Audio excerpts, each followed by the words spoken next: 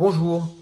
Donc cette petite digression par un certain nombre de philosophes contemporains, et en particulier Jacques Derrida, avait pour moi vocation à nous inviter à un peu de nuance, un peu de subtilité en ces temps où la pensée se dessine à l'emporte-pièce, à la caricature, en particulier d'ailleurs eu égard à l'effet de caisse de résonance souvent désastreux des réseaux asociaux, et en particulier du pire d'entre eux d'ailleurs, Twitter, parce que je le rappelle, la pensée en 280 caractères, ça n'existe pas, parce que le retweet n'a généralement vocation qu'à clasher, et parce que finalement, notre manière d'appréhender ce type de médias se résume souvent au désir de corroborer une vision préfabriquée du réel.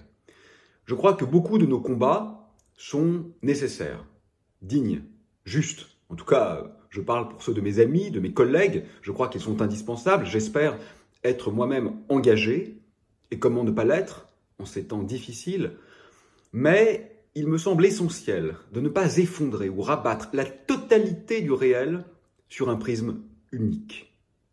Il me semble que c'est toujours une offense au réel en lui-même, à sa diversifiée, à son caractère diapré, foisonnant et protéiforme, et que c'est aussi une offense au combat mené, aussi juste soit-il, parce que aucun n'englobe, ne subsume la totalité et la diversité des rapports sociaux, des rapports économiques, des rapports politiques, des rapports intellectuels, des rapports éthiques, des rapports esthétiques.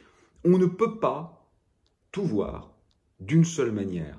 Voilà, je crois, ce qu'il nous faut réapprendre rapidement. C'est une question de dignité et d'exactitude intellectuelle, mais c'est aussi une question d'efficace. Voilà le point nodal.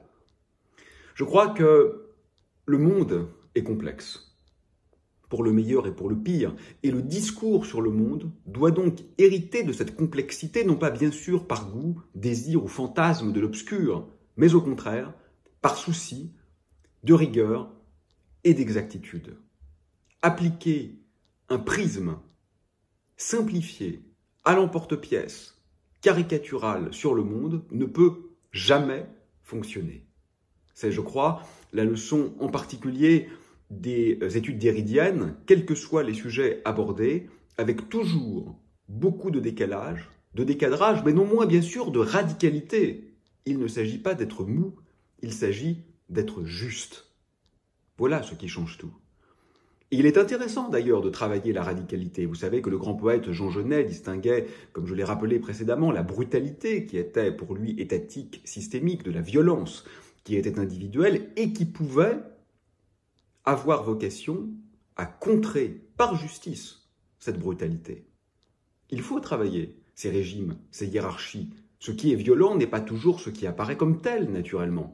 Et je crois que le moment aujourd'hui est précisément à la réflexion fine, non seulement sur les modalités, mais aussi sur les fondamentaux. Il y a de l'autre, de l'ailleurs et de la contingence. Je vais vous donner un exemple pour être concret. Aujourd'hui, on voit fleurir beaucoup de fake news. Bien. Pour les contrer, on voit fleurir beaucoup de fact-checking. Bien. Alors naturellement, il est nécessaire de dénoncer les informations erronées et les impostures. Bon, qui pourrait dire le contraire? Cela ne fait pas question. Mais il faut le faire bien. Et je voudrais vous montrer que si la propagation d'une information calomnieuse ou inexacte est évidemment dramatique et condamnable, la posture omnisciente du fact-checker qui se croit en quelque sorte héritier d'une vérité scientifique absolue permettant de dicter ce qui est vrai et ce qui ne l'est pas, est parfois dangereuse également. Donc l'exemple que j'ai en tête, c'est celui de la 5e génération de téléphonie mobile. J'ai lu, il y a quelques semaines, un article dans un très bon journal, écrit par un journaliste que j'ai toutes les raisons de croire honnête et compétent, à propos de la dangerosité de la 5G.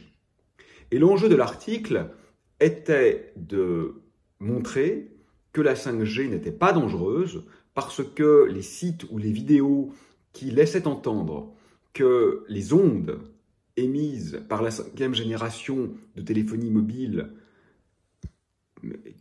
qui laissait entendre que ces ondes pouvaient avoir des effets dramatiques ou délétères sur la santé humaine, était dans l'erreur et n'interprétait pas correctement les publications scientifiques.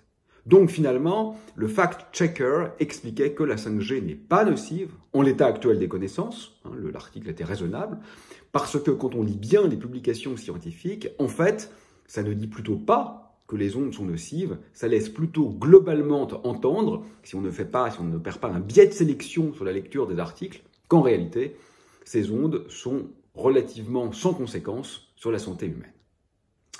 Que penser de cette analyse ? D'abord, sur les ondes elles-mêmes, moi je ne suis pas spécialiste, donc principe d'humilité, je ne me prononce pas, mais il me semble, d'après ce que j'ai lu, qu'en effet, il serait préférable de faire davantage d'études, parce que nous ne sommes pas certains, bien sûr, on n'est jamais certain, et peut-être qu'il y a quelques points de suspicion qu'il serait indispensable d'éclairer, mais je crois qu'en l'état, en effet, il semble que l'effet de ces ondes ne soit pas bien méchant sur la santé humaine. Et donc, de ce point de vue, il me semble que l'interprétation scientifique globale du message des spécialistes est effectivement plutôt celle que le journaliste fact-checker mettait en avant. Mais cet article laissait évidemment entendre de manière explicite ou implicite, on peut en discuter, mais il laissait clairement entendre que la conclusion était « la science montre que la 5G n'est pas dangereuse ». Et là, c'est dramatique, parce que c'est pas ça du tout le problème de la 5G. En tous les cas, le problème majeur de la 5G, à mon sens, ce n'est pas du tout l'émission des ondes potentiellement néfastes, comme le croient certains, et pas moi, sur la santé humaine. Non, attendez, on est en train de traverser vraisemblablement la pire crise de l'histoire de l'humanité, peut-être même la pire crise de l'histoire de la Terre. Je ne parle pas de l'épidémie de Covid-19, aussi dramatique celle-ci soit-elle. Je fais cette vidéo au tout début de l'épidémie. Je ne sais pas à ce stade ce qui va se passer. Je pense que ça sera assez sale. Mais je pense que le pire est devant nous. Le pire, bien sûr, c'est la catastrophe écologique qui nous montre aujourd'hui que la vie est en train de s'effondrer sur Terre, que ça ne fait plus le moindre doute du point de vue des méta-analyses sur tous les articles scientifiques. Les animaux sauvages disparaissent à une vitesse extraordinaire. D'ailleurs, si nous sommes rigoureux sur les mots, ils ne disparaissent pas, ils sont exterminés. Dans les branches du vivant qui sont étudiées, les populations sont en effondrement extrêmement rapide. Bref, nous traversons la 6e extinction massive. Si tant est que nous la traversions d'ailleurs, ce qui n'est pas assuré. Bon. L'une des causes de cette extinction va être de façon drastique le réchauffement climatique. Ce n'est pas la seule. Aujourd'hui, c'est la fonte des espaces de vie, la première cause de l'extinction de la vie sur Terre. C'est le surexpansionnisme humain. C'est notre manière d'habiter l'espace. Il faut bien réfléchir. C'est pas seulement l'émission de CO2 le problème. C'est notre manière d'être en tant que telle qui dévaste la vie sur Terre. Bon. Mais le réchauffement climatique, incontestablement, va jouer un rôle majeur à l'avenir. Or, la 5G va très vraisemblablement, d'après les chiffrages du Shift Project, induire une consommation 3 fois supérieure à la 4G. Va induire vraisemblablement la fabrication de milliards à l'échelle mondiale de terminaux mobiles nouveaux, s'inscrivant donc en faux par rapport à la pérennité du numérique, qui serait vraisemblablement la seule manière de le rendre compatible avec notre manière d'être, avec un futur gérable. Donc, le véritable danger de la 5G, c'est que pour un outil qui, me semble-t-il, relève essentiellement d'applications futiles, bien sûr, on trouvera toujours quelques usages intéressants, il n'y a aucun doute là-dessus. Enfin, à ce stade, diminuer le temps de latence, augmenter le débit, ça va surtout permettre de regarder en streaming des films en très haute définition. Bon, c'est pas tout à fait vital quand même.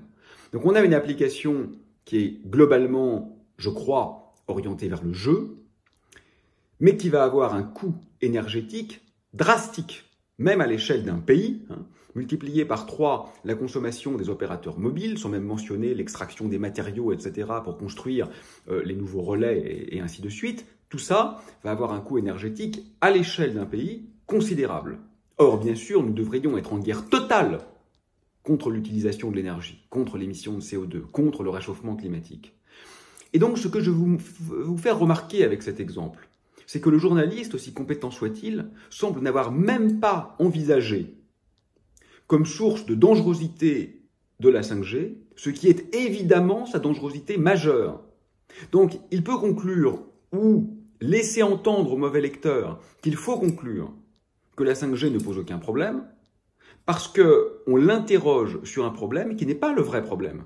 Le vrai problème, évidemment, c'est peut-on se payer aujourd'hui le luxe de déployer une technologie qui va ne nous apporter vraisemblablement rien de fondamental et qui va vraisemblablement multiplier par 3 ou 4 notre consommation énergétique dans un monde qui devrait être obsédé d'un point de vue, je dirais, scientifique, d'un point de vue rationnel, factuel, par la lutte contre la surconsommation d'énergie.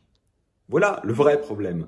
Et donc, en n'ayant pas posé la bonne question, vous voyez qu'il y a un très grand risque à fact-checker des propos qui sont littéralement justes, mais qui conduisent à une conclusion erronée parce que les questions posées n'étaient pas les bonnes.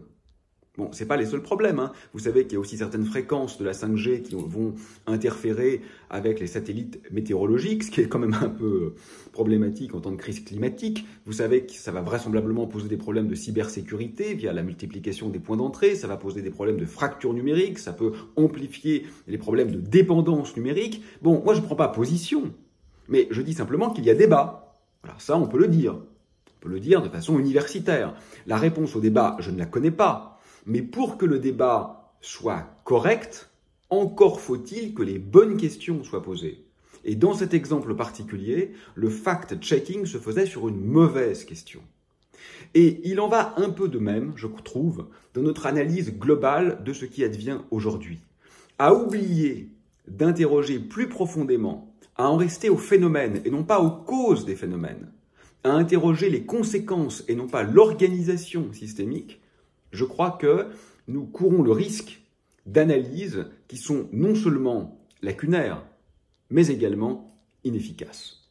À la fois d'ailleurs du point de vue pratique et du point de vue intellectuel. Alors, ce petit cours de philosophie des sciences s'appelle « Aux origines de l'univers ». Il serait quand même donc de bon ton que je vous parle un peu des origines de l'univers. Alors, vous savez qu'aujourd'hui, notre représentation du monde, c'est le modèle du Big Bang. Alors Big Bang d'ailleurs c'est polysémique, hein, parce que ça peut désigner à la fois l'origine en tant que telle ou l'image d'un univers en expansion. Bon, c'est ce second sens auquel je réfère ici. Alors comment sait-on que l'univers est en expansion? J'ai très rapidement mentionné 5 piliers dans un cours précédent, je voudrais les détailler un petit peu plus pour que vous compreniez les arguments observationnels et théoriques qui sont en quelque sorte les bases de ce paradigme. Nous avons parlé avec Thomas Kuhn des changements de paradigme. Je vous ai parlé de la mutation du miracle grec, du passage de la pensée par image à la pensée par concept. Je vous ai parlé bien sûr de la rupture copernicienne. Je voudrais maintenant détailler un peu la rupture du début du XXe siècle qui nous a plongé dans un univers dynamique. Alors, les arguments observationnels sont les suivants. D'abord, le paradoxe de Olbers, le fait que le ciel nocturne soit noir. Et ça, je vous disais dans un cours précédent que c'est incompatible avec un univers qui serait statique, homogène, éternel, infini, c'est-à-dire la vision naïve concurrente du Big Bang. Du point de vue de la méthodologie scientifique, il est important que vous compreniez, je crois, avec cet exemple, que autant dans le domaine politique ou éthique, c'est peut-être une démarche peu recommandable que d'asseoir son discours sur la critique du discours de l'autre. Autant comme dans le domaine scientifique, c'est tout à fait essentiel. Parce que, vous le savez depuis Popper, on ne peut pas prouver que le modèle du Big Bang est juste. Mais on peut tenter de mettre en défaut les modèles concurrents. Et par conséquent montrer que la vision naïve, un univers éternel, statique, homogène, infini, ne fonctionne pas, est en fait un très bon argument pour le modèle du Big Bang. Parce que finalement, ce qui caractérise le processus d'adoption d'un paradigme en science, c'est généralement l'absence de possibilité de faire fonctionner les autres paradigmes. Finalement, la théorie scientifique adoptée est définie comme étant la moins mauvaise à une époque donnée de l'histoire des idées. Et donc montrer que les théories concurrentes sont plus mauvaises n'est pas un acte cynique. C'est tout à fait essentiel, je crois, dans le cadre de la démarche scientifique. Alors donc, le modèle concurrent du Big Bang, celui, si nous sommes honnêtes, auquel nous aurions sans doute tous référé, si nous oublions notre savoir, si nous oublions que quand nous étions enfants, nos parents, ou Google, nous a appris que l'univers était en expansion, je crois qu'un univers qui n'a pas de début, parce que le début de l'univers, ça veut dire le début de l'espace, ça veut dire le début du temps. Dire que l'univers n'a pas toujours été, ça veut dire que l'espace et le temps n'ont pas toujours été. C'est extrêmement étrange. Donc je crois que la plupart d'entre nous, si nous sommes honnêtes, auraient vraisemblablement, naturellement pensé que l'univers était éternel, infini et homogène. Or, ça ne marche pas. Parce que dans un tel monde, le ciel nocturne devrait être brillant. Alors, on peut le montrer simplement en disant que quel que soit l'endroit où vous regardez, si l'univers était éternel, infini et statique, votre œil devrait voir une étoile. Donc, le ciel nocturne devrait être aussi brillant qu'une étoile. Alors, vous pourriez objecter que ça, c'est pas vrai, parce que si l'étoile est lointaine, elle brillera moins. Mais en fait, cette objection est fausse, parce que la brillance de surface ne dépend pas de la distance, en réalité. Une étoile lointaine est moins brillante parce que la surface apparente est plus petite, l'angle solide soutenu par cette étoile est plus petit, mais la brillance de surface, elle, ne dépend pas de la distance. Donc c'est vrai que le ciel devrait être brillant. L'autre manière de le dire, c'est que si vous prenez le cône d'univers qui est sous-tendu par votre œil, eh bien, vous prenez des petites tranches dans ce cône, d'accord? Et vous voyez que si vous prenez une tranche qui est plus lointaine, eh bien, chaque étoile envoie moins de lumière sur votre œil, mais il y a plus d'étoiles dans la portion lointaine du cône, parce qu'elle est plus grande. Ces deux effets se compensent, et au total, effectivement, l'intégrale diverge. Donc, on devrait avoir un ciel extrêmement lumineux. Et donc, la noirceur du ciel nocturne est un argument puissant en faveur d'une alternative à la vision naïve. Le deuxième argument, c'est la récession des galaxies. On voit que les galaxies s'éloignent les unes des autres. Ce n'est pas une construction sociale, c'est une observation, à l'instar d'un univers qui serait lui-même en explosion. Donc ça, ne pensez pas, comme je l'ai entendu dire parfois, que c'est une sorte de fantasme issu, par exemple, des religions monothéistes qui ferait que les scientifiques ont en quelque sorte réintégré les idées de la Genèse au sein de leur modèle scientifique. Ce n'est pas le cas. C'est parfois le cas, bien sûr, que l'environnement, c'est même tout le temps le cas, que l'environnement religieux, intellectuel et culturel influe sur les constructions scientifiques, c'est tout à fait indéniable.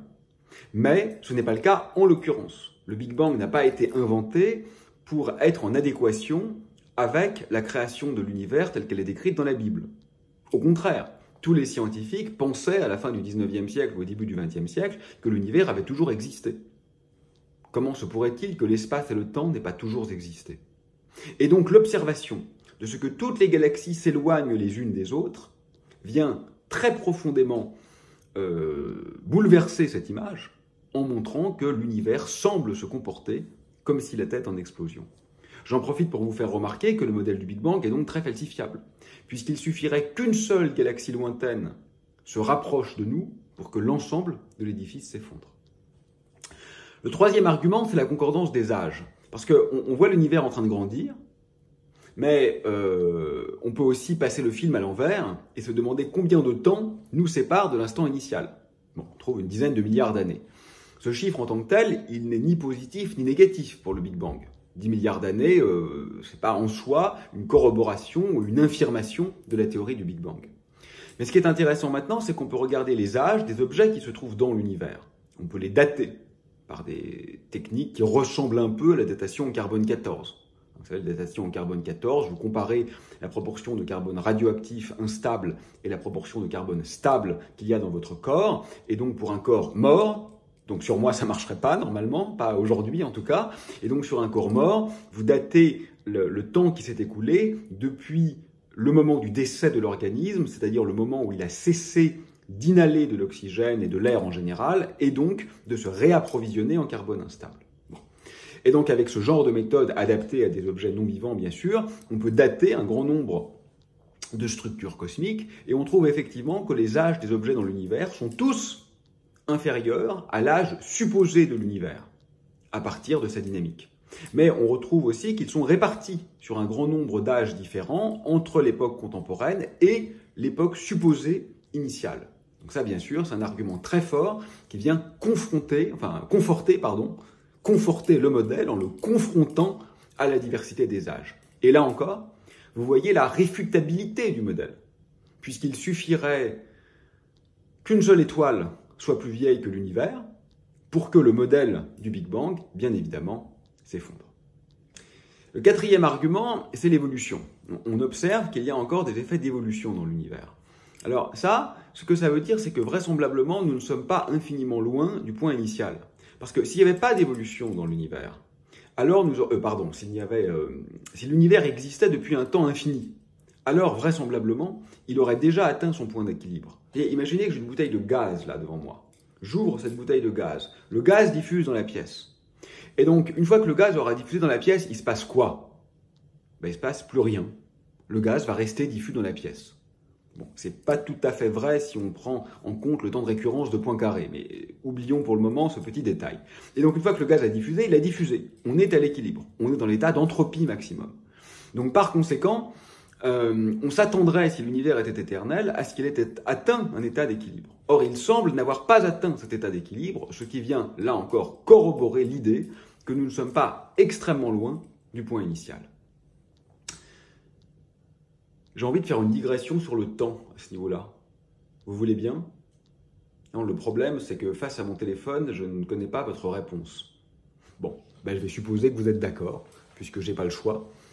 La digression sur le temps que je voudrais faire, c'est la chose suivante. Vous savez que l'écoulement du temps est très vraisemblablement lié à l'augmentation de l'entropie, c'est-à-dire, pour le dire caricaturalement, du désordre. Alors ne croyez pas que ça, c'est parce que le monde est comme inexorablement attiré vers le désordre. C'est pas vrai, hein. Il n'y a pas un méta-principe qui fait que le désordre est préférable à l'ordre. Ça ne se passe pas comme ça, c'est même exactement l'inverse que disait Platon dans le Timée. C'est simplement parce que l'état de désordre est infiniment plus probable que l'état d'ordre. D'accord? Et là, vous allez voir que le sens du temps, parce que ce qui caractérise le temps par rapport à l'espace, c'est l'irréversibilité. Je peux aller à droite et à gauche dans l'espace, vous l'avez sans doute vu dans l'autre sens sur la vidéo, mais je ne peux pas aller en avant et en arrière dans le temps. Si je veux rajeunir, eh ben, tant pis pour moi, ça n'aura pas lieu. Alors, si je jette une balle ici, vous voyez là, je jette une petite cuillère, hop, donc vous la voyez passer sur la caméra. Si maintenant, voilà, je vais jeter un stylo, hop, ah, j'y arrive pas, je voudrais faire une belle parabole. Ouais, voilà, là je pense que j'ai fait une belle parabole. Bon, imaginez que maintenant vous coupez ma main, vous regardez la parabole en avant, vous regardez la parabole en arrière sur la vidéo. Elles sont indiscernables. Donc le monde à temps croissant et le monde à temps décroissant sont les mêmes pour un stylo qui est en train de bouger. Donc le temps n'existe pas. Et oui, il n'y a pas de temps au sens littéral, puisque l'objet avec le temps qui va vers l'avant, ou la chute de l'objet avec le temps qui va vers l'arrière, si vous ne voyez pas mes mains, vous ne pouvez pas les distinguer. Donc il n'y a pas de temps. Au contraire, si là je fais diffuser une goutte de lait dans mon café, vous allez la voir et effectivement se répartir dans le café. Donc si vous filmez la goutte de lait en train de diffuser dans le café, vous voyez bien que le film est à l'endroit. Si vous passez le film à l'envers, c'est-à-dire la goutte qui se reforme dans le café, ben ça ne marche plus. N'est-ce pas? Donc, pour une goutte de lait dans le café, vous pouvez distinguer le temps croissant du temps décroissant. Donc là, il y a du temps. Alors pourquoi y a-t-il du temps pour une goutte de lait dans du café? N'y a-t-il pas de temps pour un stylo que je jette et que je fais maladroitement tomber? Eh bien, simplement parce que dans le second cas a émergé la complexité. Un stylo, c'est une molécule. Bon, concrètement, c'est des milliards de molécules, mais je veux dire, elles sont liées entre elles. Donc ça se comporte comme une particule. Alors que dans le café, vous avez plein de molécules qui vont diffuser. Individuellement, chaque molécule suit une trajectoire erratique et peut parfaitement revenir au point de départ. Mais collectivement, eh bien, la distance parcourue va croître comme la racine carrée du temps. Et donc, collectivement, vous allez effectivement voir le lait diffuser simplement parce qu'il est beaucoup plus probable que le lait occupe une configuration qui se répartit dans tout le café que de voir le lait rester en un point donné ou retourner au point initial. La probabilité est quasi nulle. Et donc finalement, le phénomène de vieillissement, de mémoire, d'engrangement d'informations, la vie en quelque sorte, est fondamentalement lié à ce phénomène d'existence du temps et donc à ce phénomène d'irréversibilité dû à l'augmentation de désordre qui n'est possible que parce que nous avons affaire à des systèmes complexes. Carlo Rovelli d'ailleurs a de très belles idées sur presque une définition de la vie en tant qu'objet qui se couple avec le monde extérieur de façon à maximiser l'existence du temps. Je pourrais vous en parler longtemps, mais je ne veux pas être trop long dans ma digression. Donc je reviens maintenant aux arguments du Big Bang. J'en ai donné 4, je crois. Le 5e, c'est la nucléosynthèse primordiale. Vous savez que la physique nucléaire est une vieille science et on peut calculer très précisément ce que doivent être les abondances des différents noyaux dans un modèle de type Big Bang, l'hydrogène, l'hélium, deutérium, etc. Et on peut comparer ces prédictions aux mesures. L'adéquation est très bonne, et ça, c'est aussi un des piliers du modèle du Big Bang, parce que si vous pensez que les éléments légers ont été formés autre part que lors du Big Bang, eh bien, vous ne trouvez généralement pas les bonnes abondances. Le sixième argument, c'est le rayonnement cosmologique fossile, dont je vous ai déjà parlé plusieurs fois. C'est ce bain de lumière à très basse température qui se trouve aujourd'hui dans les fréquences radio à 2,7 degrés Kelvin, qui peuple tout l'espace, qui est présent dans cette pièce, que nous ne voyons pas parce que nos yeux ne sont pas sensibles à ces fréquences, mais il est lui-même une relique de ce qui advint quelques 380 000 ans après le Big Bang, donc dans la première jeunesse de l'univers, puisque ramené aux 13,8 milliards d'années que l'univers compte aujourd'hui, c'est un peu comme si on se plaçait au premier jour de vie intra-utérine d'un être humain.